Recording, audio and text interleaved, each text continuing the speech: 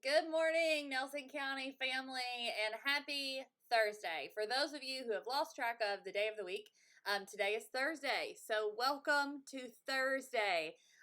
It has already been quite the exciting morning for us here at the Community Brew Live.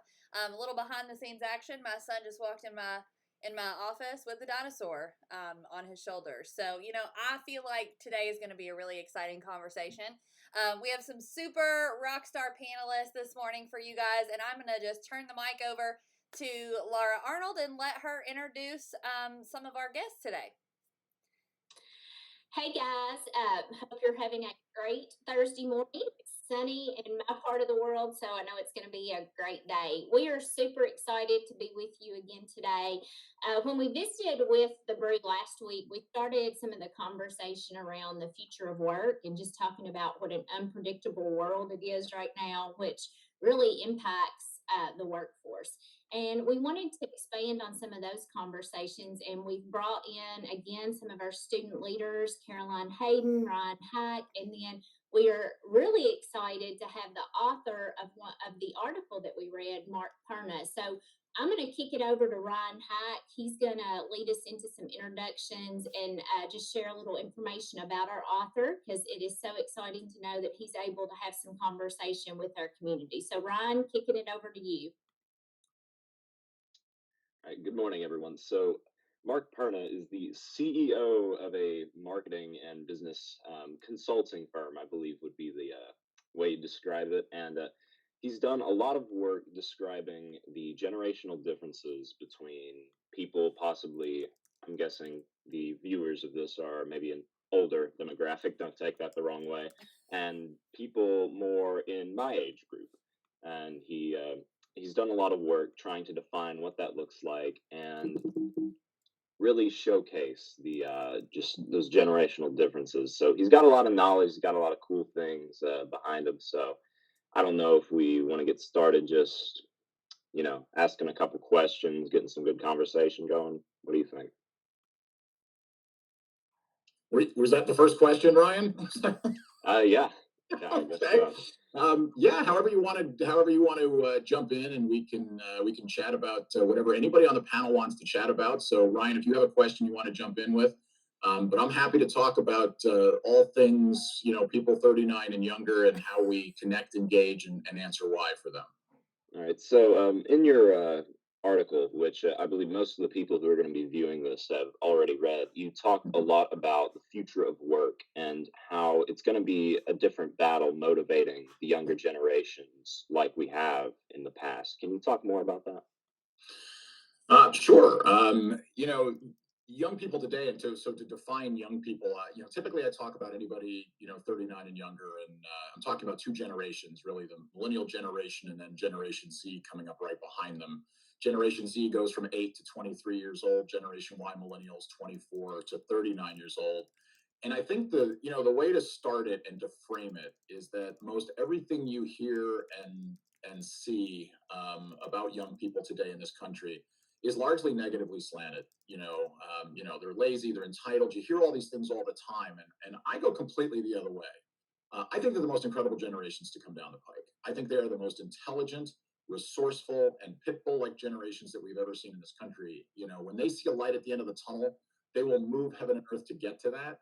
Our challenge, though, as parents, educators, employers, is getting them to see something at the light at the end of that tunnel. Is getting them to Why want is it that you think there's that negative stigmatism towards younger demographics? Well, I mean, so one of the things I talk about everywhere I go, and I do 70 keynote speeches a year across North America. I write weekly for Forbes.com, and so one of the things that has really become clear to me, over time, is that it's a concept that I talk about called the light at the end of the tunnel. What does for any young person, again, 39 or younger, what is the light at the end of the tunnel made up of? It's what their career looks like, it's what their lifestyle looks like, and that's what drives them through the tunnel. The tunnels, it's the time they spend in education, it's the work, the labor, the effort, the skill development, the academic rigor. It's everything that's necessary for them to be able to get to whatever it is that they want at the light at the end of their tunnel. The problem and the challenge in America is we've got far too many young people standing still in the tunnel. They're literally standing still. They're afraid to take a step and then another step and another step.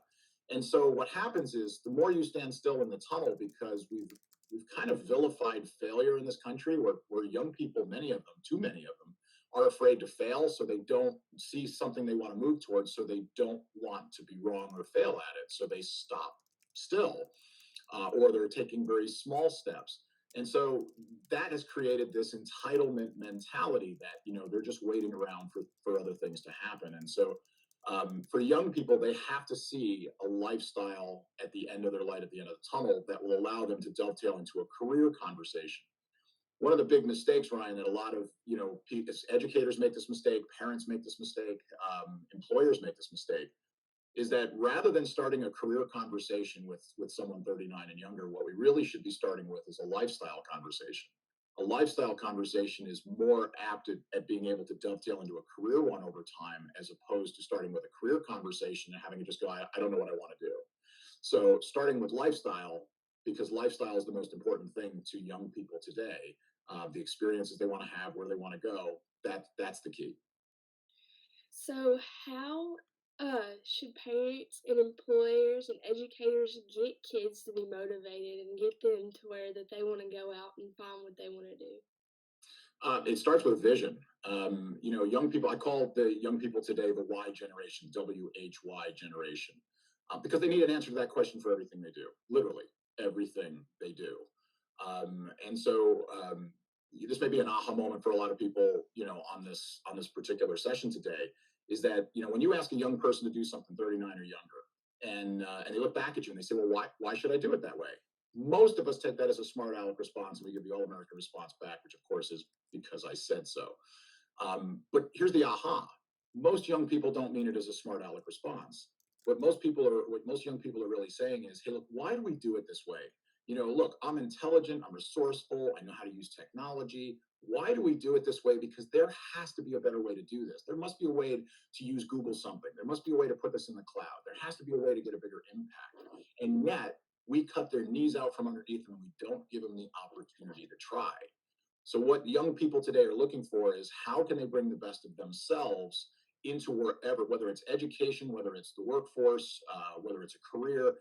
They want to be able to connect, bring the best of themselves, and it's the pride of that contribution that adds to the greater good that allows them to move forward in that tunnel. So employers, educators, in order to be able to connect, engage, and answer why, you have to be able to show them a light at the end of the tunnel. Why is this important to them at this point? How do they use whatever it is to create a competitive advantage to get where they want to go?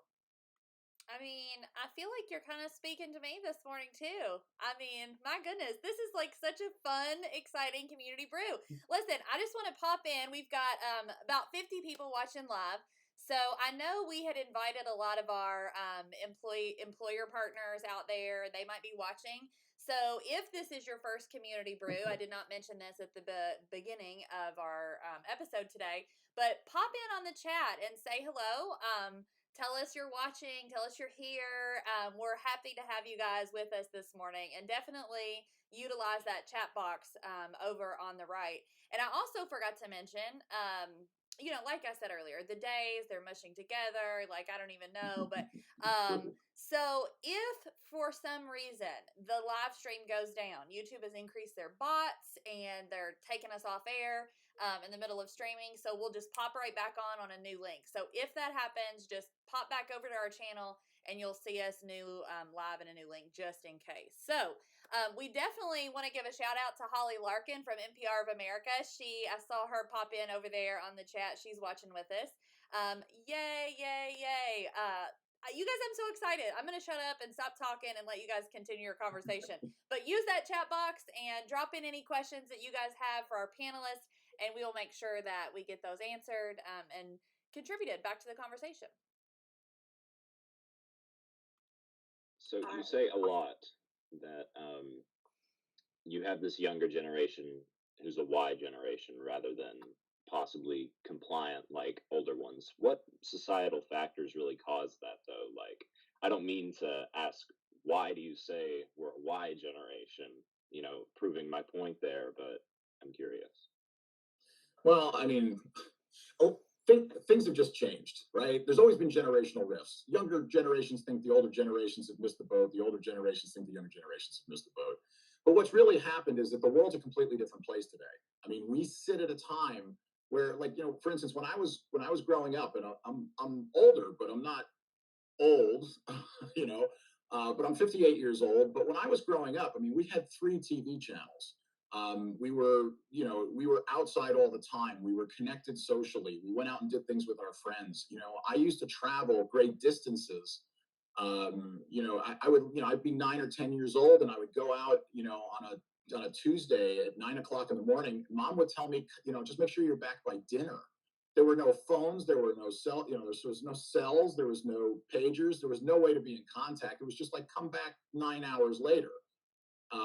Today, we are so connected with our kids' lives, and depending on where you are in the country and where you sit, that we're not nearly as able to go out and do the things we want. So what this has happened is this has created a real everything from helicopter parents to snowplow parenting. It's created kids that are connected socially via all the Snapchats and Instagrams and everything else. And so it's a completely different world. Not to mention that there are 3 things that young people need today. And this is what's really changed, because I want to bring it back to a little bit, because we started originally talking about career and how this all works. So I kind of want to bring it back there, is that there's 3 critical things that young people need today. And they have to get this in education, because this is what connects them to the workforce and the careers and the things that they want, down the line, which is robust. Number 1 is robust academic knowledge. And we would all agree on this call that no matter where you are, that's of critical importance. But here's where the world has changed.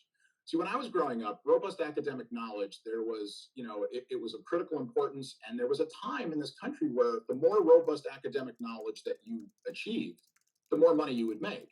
And for those of us that are a little bit older on this particular stream, we all saw those stair steps. If you had this much education, you'd make this. If you had this much education, you'd make this. If you had this much education, you'd make this. That's not true today. You need 3 critical things. You need robust academic knowledge. You need powerful technical and professional skills, and you need and professional skills. So technical and professional skills. You have to have all 3 of these to have a competitive advantage today, to have the attributes to be flexible and adaptable to the way the world is changing. Look what we're dealing with today. Most of the people on this call had probably not done a meeting like this, or a webinar, or a Zoom meeting, or any kind of virtual up until 2 weeks ago or 3 weeks ago.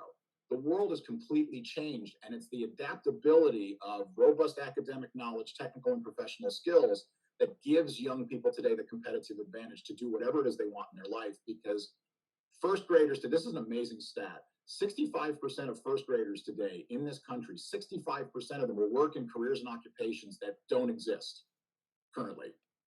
So they are going to need the attributes necessary. And I want to talk for a second about professional skills. These are things like work ethic, punctuality, leadership, communication, work-life balance, stress management. All these different things are what I call professional skills. Some people out there call them soft skills. Most people call them soft skills. I'm actually on a stump across this country to change the term soft skills to professional skills, because I think soft skills sound like they're unimportant, when I think they're the darn near most important things we can give kids. 92% of employers in this country said they value professional skills over academic knowledge and technical skills. They need people who show up on time consistently and with some critical thinking and drug-free. And if they get that, they'll be able to move them forward in their organization. So the world's changed.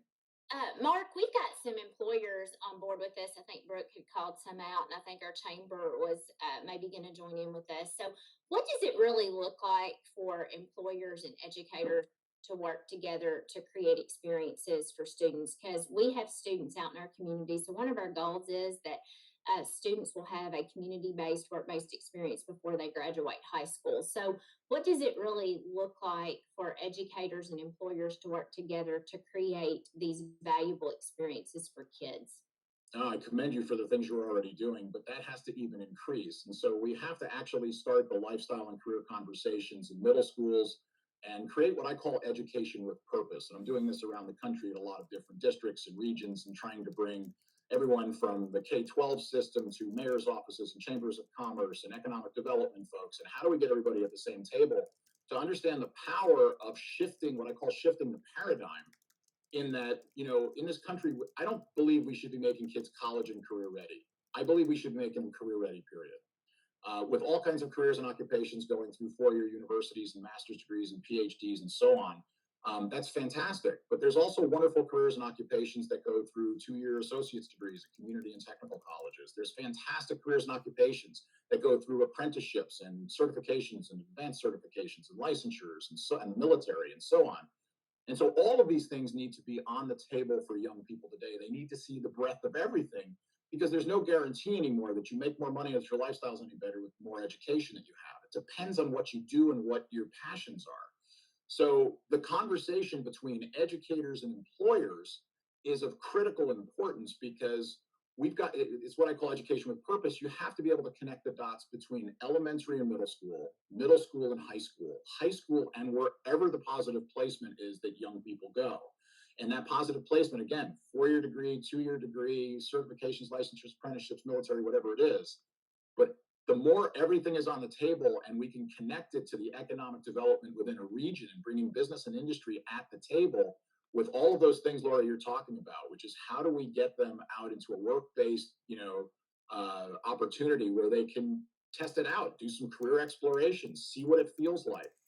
But the key thing is, while they're doing all this, they're learning robust academic knowledge, technical and professional skills, and those are what will serve them as they move forward. All right, that was a long answer to a short question. But so you also mentioned in your article personal reference as a parent. Can you kind of share on that a little bit? Sure. So I've been a full-time single dad for 24 years now, I think it is. And so I've got two kids, and I love them. They both live within 20 minutes of me. One of my sons has given me two fantastic granddaughters. They're just the apple of my eye. But the real kind of education success story is my other son. And so Nick was in high school. He was, ADHD. He had a 1.5 grade point average. He wasn't doing well at all. He hated going to school. Every day he would wake up with a different ailment to avoid going to school because he just didn't enjoy it. School was not built for Nick, in any way, shape, or form. But one day he walked into a programming and software development class and everything changed. He immediately knew what he wanted to do. He wanted to become a software engineer. And somebody planted that seed that day. Someone said, here's what you can do. And we had a long conversation the night he came home, and he said, I found out what I want to do with the rest of my life. And for the parents on this call, there's no scarier phrase you can hear from your son or daughter than I know what I want to do with the rest of my life. Because whatever comes out of their mouth next is either something to applaud or something to start talking them out of. So we chatted about it, and he decided on that day that this was what he was going to do. And his grade point average went up. He scored high on the ACT. He got a scholarship to Akron University. He became a software engineer. And today he makes, $85,000 a year. He's, lives with his girlfriend. They're self-reliant, independent. And he travels to every Comic-Con he can get to anywhere in America because that's the lifestyle he wanted to live. And so he's enjoying all that because the day he saw the light at the end of the tunnel, the day he caught the vision was the day everything changed. Then he was willing to take a step and another step and another step down that tunnel towards the light at the end of the tunnel. And that's the experiences we have to give young people today, is they have to be able to explore. We have to invest more in younger ages. And I'm not saying that young people need to determine what they want to do in 7th or 8th grade or, freshman year or sophomore year. Because young people today will rarely make what I call a forever decision, meaning I want to do X.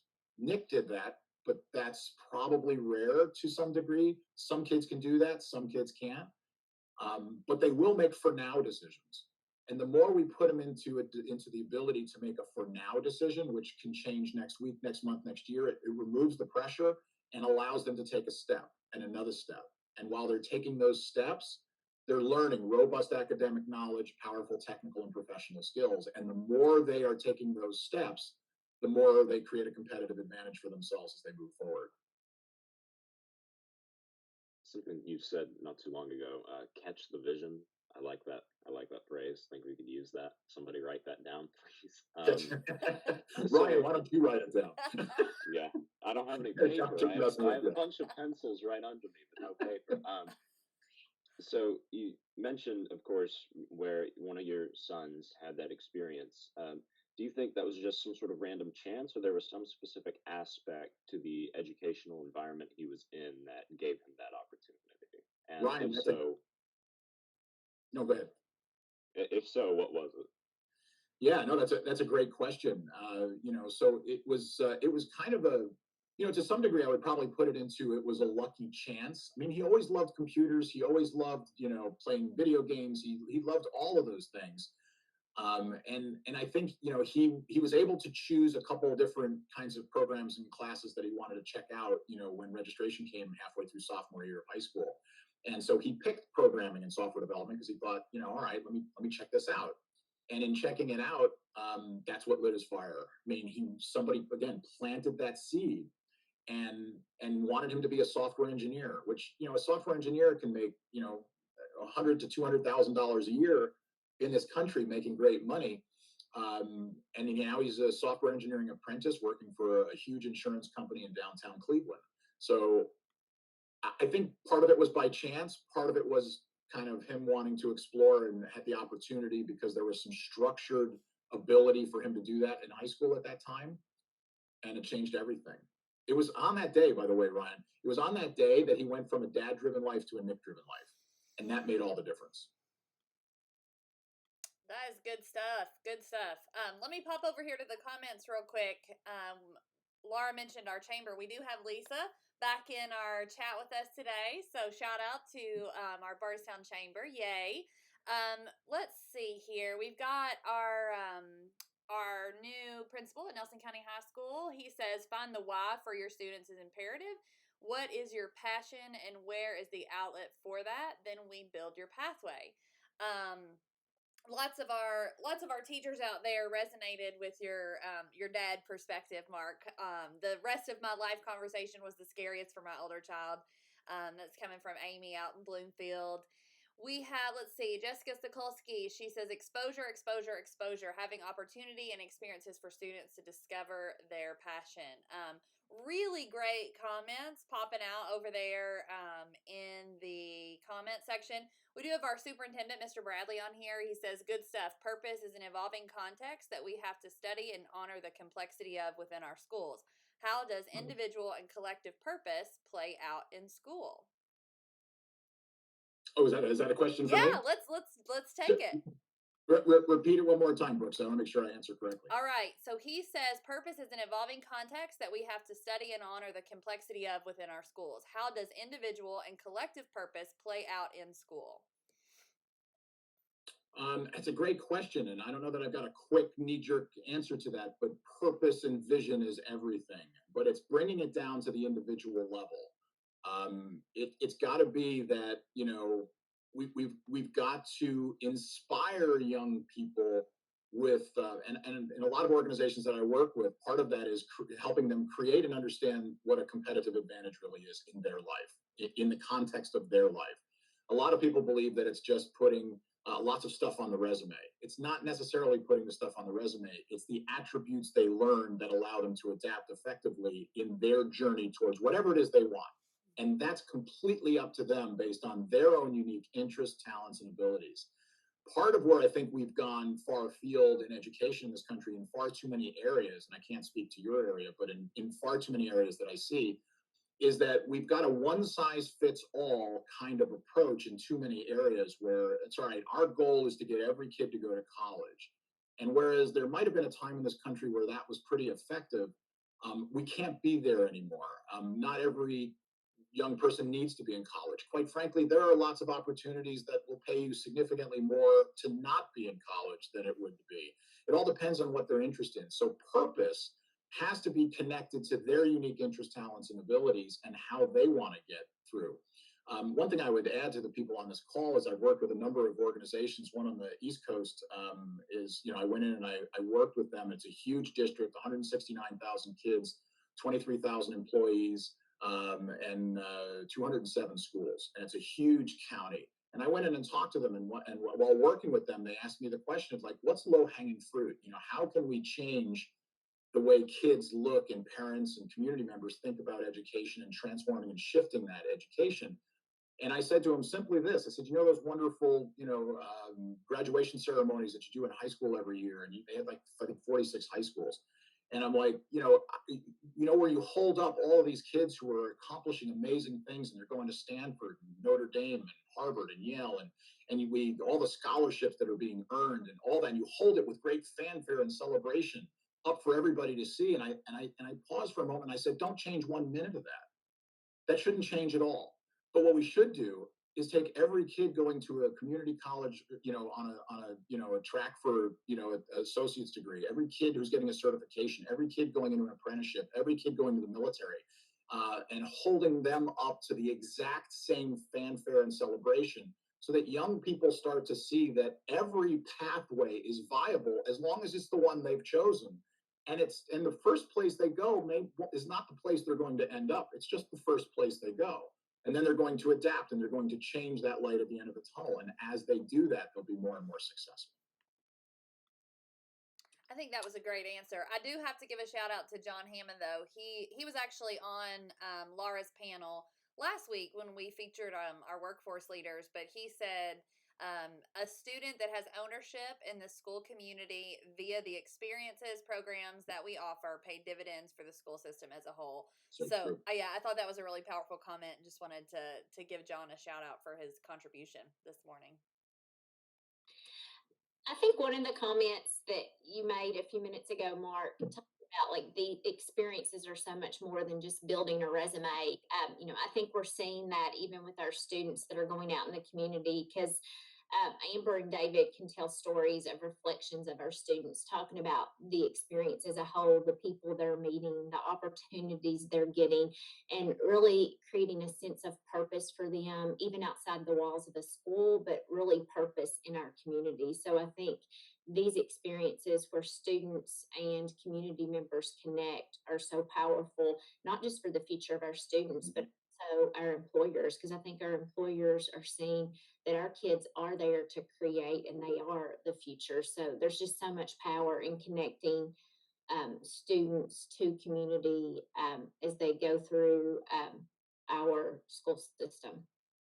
And Laura, if I could add to that, because I agree with you completely. We are watching the world change right now today. We are literally watching the complete reshaping of education, workforce development. Our universities are going to change, our community colleges are going to change, and K-12 education is going to change. Business and industry is certainly changing. Complete industries will be born, and industries will fall through this period. So this is the perfect time to have these kinds of conversations about the attributes that are necessary to adapt to anything that happens moving forward.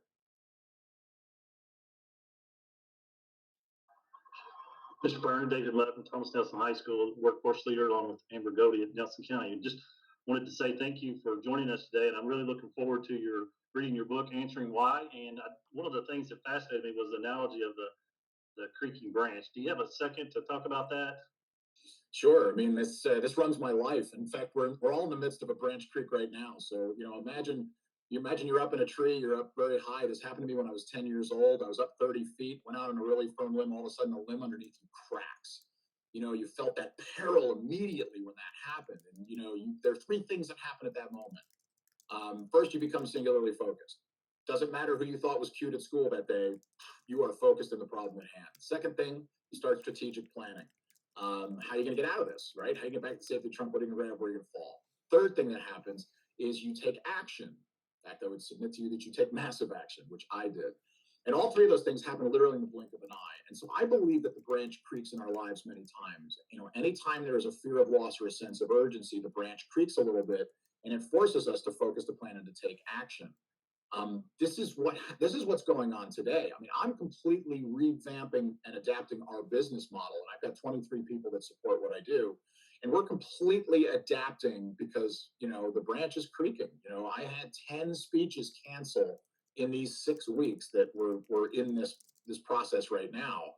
And that's revenue gone from our company. And so this has created a Branch Creek moment, and I'm focusing and planning on taking action. So we all have this ability, and young people today need to go through this. They need to hear a Branch Creek. They need to feel perilous, because it's at these moments that we focus, plan, take action. Because I've always believed that growth in our lives happen when, in fact, we step outside our comfort zone, almost never when we are inside our comfort zone. So that when the branch creaks, these are actually good moments in our life. These are the moments that make all the difference. And if we can harness this and really understand the power of that, it'll change everything. My branch creaked in 1996 because I lost my job. I had to go through a bankruptcy due to a failed business venture. I weighed over 400 pounds. I went through a divorce, and I had some serious issues in 96. And I changed it all, lost 175 pounds, and have kept it off. I started this company. I've written a best-selling book. It's won 8 national book awards. I write weekly for Forbes.com. You can just look me up, Mark Perna, and all my articles will come up on all these issues. All of this has happened because of a Branch Creek moment, the worst moment of my life, and I completely turned that around. Not without issues and challenges, but I turned it around. Young people need to learn that same adaptability, that sometimes it doesn't go your way, and that's okay. How do you focus, plan, and take action to move forward? So, Mark, that makes me think David Mudd and Amber did some readings with Brene Brown and talking about vulnerability and the power of vulnerability. So, I think some of us are experiencing that right now in the existing world. But we really appreciate you being with us today. David was the one that said, "Hey, Laura, just reach out to Mark, ask if he'll be a part of our brew conversation." And you graciously said yes.